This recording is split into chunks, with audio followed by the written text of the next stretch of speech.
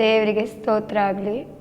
ನನ್ನ ಹೆಸರು ಪೂರ್ಣಿಮಾ. ನಾನು ದೊಡ್ಡಪಾಳ್ಯ ಗ್ರಾಮದಿಂದ ಶ್ರೀರಂಗಪಟ್ಟಣ ತಾಲೂಕು ಮಂಡ್ಯ ಡಿಸ್ಟಿಕ್ಕಿಂದ ನಾನು ಮಾತಾಡ್ತಾ ಇದ್ದೀನಿ. 2014ನೇ ಇಸ್ವಿಲಿ ನನಗೆ ಸ್ವಲ್ಪ ಎದೆ ನೋವಿತ್ತು. ನಾನು ಹಾಸ್ಪಿಟ್ಲಿಗೆ ಹೋಗಿ ತೋರಿಸಿದ್ದೆ. ಅವರು ಹಾಸ್ಪಿಟ್ಲಲ್ಲಿ ಹೇಳ್ತಿದ್ರು, ಇದು ತುಂಬ ಲೋ ಆಗಿದೆ, ಬ್ಲಡ್ಡು ಒಂದು ಓಲಲ್ಲಿ ಹೋಗ್ತಾ ಇಲ್ಲ, ಅದರಿಂದ ನೀವೇನು ಮಾಡಿ ಅಂದರೆ ಒಂದು ಸ್ವಲ್ಪ ದಿನ ಚೆಕಪ್ ಮಾಡಿಸಿ, ಚೆಕಪ್ ಆದಮೇಲೆ ಒಂದು ಸ್ವಲ್ಪ ದಿನ ಟ್ಯಾಬ್ಲೆಟ್ಸ್ ಕೊಡ್ತೀನಿ ತಗೊಳ್ಳಿ, ಆ ಟ್ಯಾಬ್ಲೆಟ್ಸ್ ಎಲ್ಲ ಯೂಸ್ ಮಾಡಿ, ಅದಾದಮೇಲೆ ಏನಾದರೂ ರಿಕವರಿ ಆಗಲಿಲ್ಲ ಅಂದರೆ ಆಪ್ರೇಷನ್ ಮಾಡಲೇಬೇಕಾಗುತ್ತೆ ಅಂತ ಹೇಳಿದ್ರು. ಸರಿ ಅಂದ್ಬಿಟ್ಟು ನಾನು ಒಪ್ಕೊಂಡು ಹೋದೆ. ಆದರೆ ಅವರು ಇಲ್ಲಿ ಆಗ್ತಿಲ್ಲ, ನೀವು ಬೇರೆ ಹಾಸ್ಪಿಟ್ಲಿಗೆ ಹೋಗಿ ಅಂತ ಮತ್ತೆ ಇನ್ನೊಂದು ಹಾಸ್ಪಿಟ್ಲಿಗೆ ಬರೆದ್ರು. ಸರಿ ಅಂದ್ಬಿಟ್ಟು ನಾನು ಆ ಹಾಸ್ಪಿಟ್ಲಿಗೆ ಹೋದೆ. ಅವರು ಹೇಳಿದ್ರು, ಇಲ್ಲಮ್ಮ, ಇದು ನಾವು 3 ತಿಂಗಳು ಟ್ಯಾಬ್ಲೆಟ್ಸ್ ಕೊಡ್ತೀವಿ, ಇದನ್ನು ತೊಗೊಳ್ಳಿ, ಆದರೆ ರಿಕವರಿ ಆಗಲಿಲ್ಲ ಅಂತ ಅಂದರೆ ಮತ್ತೆ ನೀವು ಆಪ್ರೇಷನ್ ಮಾಡಿಸ್ಕೊಳ್ಳೇಬೇಕಾಗುತ್ತೆ ಇದಕ್ಕೆ ಅಂತ ಹೇಳಿದ್ರು. ಸರಿ ಅಂದ್ಕೊಂಡು ನಾನು ಜೊತೆಗೆ ತುಂಬ ಮನೇಲಿ ತೊಂದರೆ ಇತ್ತು. ಪ್ರತಿದಿನ ಬೆಳಿಗ್ಗೆ 6:30 ಟಿ ವಿಲಿ ಪಾಲ್ದಿನಕಾಯಿ ಅವರ ಪ್ರಾರ್ಥನೆ ಬರ್ತಾಯಿತ್ತು. ಅದನ್ನು ಪ್ರತಿದಿನ ನೋಡ್ತಾ ಇದ್ದೆ. ಆ ಸಮಯದಲ್ಲಿ ಮೈಸೂರು ಜೀಸಸ್ ಕಾಲ್ ಬಗ್ಗೆ ನನಗೆ ಗೊತ್ತಾಯಿತು. NR ಮೂಲ ಮೈಸೂರಲ್ಲಿ ತಿಳ್ಕೊಂಡು ಹೋಗಿ ಅಲ್ಲಿ ನಾನು ಪ್ರೇಯರ್ ಟವರಿಗೆ ಹೋಗಿ ಅಟೆಂಡ್ ಮಾಡಿದೆ.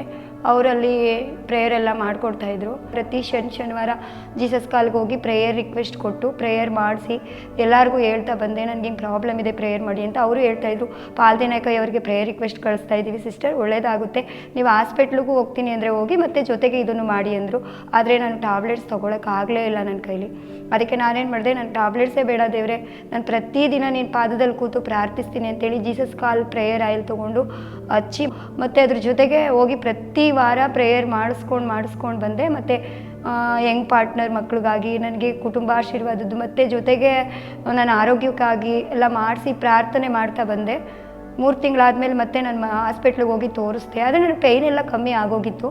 ತೋರಿಸಿದಾಗ ಅವರು ಹೇಳಿದ್ರು, ಏನೂ ತೊಂದರೆ ಇಲ್ಲ, ಆರೋಗ್ಯವಾಗಿದ್ದೀರಾ, ಪ್ರೆಷರ್ ಹೇಗೆ ಹೋಗಬೇಕೋ ಆ ಓಲಲ್ಲಿ ಹಂಗೆ ಹೋಗ್ತಾ ಇದೆ, ಯಾವ ಆಪ್ರೇಷನ್ನು ಮಾಡಬೇಕಾಗಿಲ್ಲ, ಟ್ಯಾಬ್ಲೆಟ್ಸು ತೊಗೋಬೇಕಾಗಿಲ್ಲ ಅಂದರು. ಆದರೆ ನಾನು ಇಲ್ಲಿ ಏನು ಮಾಡಿದೆ ಅಂದರೆ, ಟ್ಯಾಬ್ಲೆಟ್ಸ್ ತೊಗೊಳೋದು ಬಿಟ್ಬಿಟ್ಟೆ ನಾನು ಜೀಸಸ್ ಕಾಲ್ಗೆ ಹೋಗ್ತಾ ಬಂದೆ. ಅವ್ರು ಹೇಳಿದ್ರು, ಏನು ಹೇಳಿದ್ರು, 3 ತಿಂಗಳು ಟ್ಯಾಬ್ಲೆಟ್ಸ್ ತೊಗೋಬೇಕು ಅಂತ. ನಾನು ಅಟ್ಲೀಸ್ಟ್ 1 ದಿನ ಟ್ಯಾಬ್ಲೆಟ್ಸ್ ತೊಗೊಳಕ್ಕಾಗಲಿಲ್ಲ, ನನಗೆ ತುಂಬ ಸುಸ್ತಾಗ್ತಿತ್ತು. ಅದರಿಂದ ನಾನು ಟ್ಯಾಬ್ಲೆಟ್ಸೇ ಮುಟ್ಟಲಿಲ್ಲ. ದೇವರ ಆಲಯಕ್ಕೆ ಹೋಗಿ ಪ್ರತಿದಿನ ಗೋಳಾಡಿ ಕಣ್ಣೀರಿಟ್ಟು ಪ್ರಾರ್ಥನೆ ಮನೇಲೂ ಮಾಡ್ತಿದ್ದೆ. ಜೊತೆಗೆ 3 ತಿಂಗಳು ಹಿಡ್ದಂಗೆ ವಾರ ಹೋಗಿ ಅಲ್ಲಿ ಮಾಡಿದೆ. ದೇವರು ಕಾರ್ಯ ಮಾಡಿ ನನಗೆ ಬಿಡುಗಡೆ ಕೊಟ್ಟರು. ಮನೇಲಿ ಒಂದು ಸಮಾಧಾನ, ಒಂದು ನೆಮ್ಮದಿ, ಒಂದೇನೋ ನನ್ನ ಮನೆಗೆ ಯಾರೋ ಯಜಮಾನರು ಬಂದಿದ್ದಾರೆ ಅನ್ನೋ ರೀತಿ ದೇವರ ಆತ್ಮ ತುಂಬಲ್ಪಡ್ತು. ಜೊತೆಗೆ ನಮ್ಮ ಸ್ನೇಹಿತರೆಲ್ಲರನ್ನೂ ಕರ್ಕೊಬಂದು ಜೀಸಸ್ ಕಾಲ್ಗೆ ತೋರ್ಪಡಿಸ್ದೆ. ಅವರು ಎಲ್ಲ ಸೇರಿ ಇವಾಗ 90ರಿಂದ 100 ಜನದವರೆಗೆ ಎಲ್ಲ ಪಾಲುದಾರರಾಗಿದ್ದಾರೆ. ಮತ್ತು ಎಲ್ಲರೂ ಯಂಗ್ ಪಾರ್ಟ್ನರ್ ಮಾಡಿಸಿದ್ದಾರೆ. ಅದ್ರ ಜೊತೆಗೆ TV ನೋಡ್ತಾ ಇರಬೇಕಾದ್ರೆ ಪಾಲ್ದಿನಕಾಯಿ ಅವರು ಮಾತಾಡಿದ್ರು. ನನ್ನ ಹೆಸರು ಪೆಟ್ ನೇಮ್ ರಾಣಿ ಅಂತ. ರಾಣಿಯವರೇ, ನೀವು ಸೇವೆ ಮಾಡೋ ಅಧಿಕಾರ ಇದೆ, ಮಾಡ್ಬೋದು ಅಂತ ಹೇಳಿದ್ರು. ರಾಣಿ, God is giving you a new direction in your life. ದೇವರು ನೂತನ ಹಾದಿಯನ್ನು ನೀಡುತ್ತಿದ್ದಾನೆ. ನಾವು 5 ಜನ ಆಗಿ ಪ್ರಾರ್ಥನೆ ಮಾಡ್ತಿದ್ವಿ ಆ ದಿನದಲ್ಲಿ. ಈ ದಿನದಲ್ಲಿ 150 ಜನ ಪ್ರಾರ್ಥನೆ ಮಾಡ್ತಾ ಇದ್ದೀವಿ. ದೇವರು ತುಂಬ ಆಶೀರ್ವದಿಸಿದ್ದಾರೆ, ಒಂದು ಆಲಯ ಕೊಟ್ಟಿದ್ದಾರೆ. ಮತ್ತು 2023ನೇ ಇಸ್ವಿ 10ನೇ ತಿಂಗಳಲ್ಲಿ ತುಂಬ ಹೆಲ್ತ್ ಪ್ರಾಬ್ಲಮ್ ಇತ್ತು. ದೇಹಕ್ಕೆ ಬಲಹೀನತೆ ಇತ್ತು. ನಾನು ಇರೋದೇ ಆಗಲ್ವೇನೋ ಅನ್ನೋದು ಮನಸ್ಸು. ಆದರೆ ಆತ್ಮ ಹೇಳ್ತಾ ಇತ್ತು, ನಾನು ನಿನ್ನ ಜೊತೆ ಇದ್ದೀನಿ, ನನಗೆ ಧೈರ್ಯ ಕೊಡ್ತೀನಿ ಅನ್ನೋ ರೀತಿ ಬಲವಾಗಿ ಪ್ರೇಯರ್ ಮಾಡ್ತಾ ಇದೆ. ಪ್ರತಿದಿನ ಬಾಧೆ ಪಡ್ತಾ ಇದೆ. ಊಟ ಮಾಡೋಕ್ಕೂ ಆಗ್ತಾ ಇರಲಿಲ್ಲ, ಜೊತೆಗೆ ಮಕ್ಳಿಗೆ ಅಡುಗೆ ಮಾಡೋಕ್ಕೂ ಆಗ್ತಾ ಇರಲಿಲ್ಲ. ಆ ಥರ ಸ್ಥಿತಿಯಾಗಿತ್ತು. ನಾವು ಎದ್ದೊಳಕ್ಕೆ ಆಗ್ತಾ ಇರಲಿಲ್ಲ, ಮಲಗಿದ್ರೆ ಮೇಲಕ್ಕೆ ಎದ್ದೊಳಕ್ಕಾಗ್ತಿಲ್ಲ. ಮಕ್ಳಿಗೆ ಅಡುಗೆ ಮಾಡಾಕ್ಬಿಡೋದು, ಹೋಗಿ ಮಲ್ಕೊಳ್ಳೋದು ಅಷ್ಟೇ ಮಾಡ್ತಾಯಿದ್ದೆ. ನಾನು ಬಟ್ಟೆ ಹೊಲಿತೀನಿ. ಅವತ್ತು ಒಂದು ಬ್ಲೌಸಲ್ಲಿ ಅರ್ಧ ಬ್ಲೌಸ್ ಹೊಲಿಯೋಕ್ಕಾಗ್ತಿರ್ಲಿಲ್ಲ.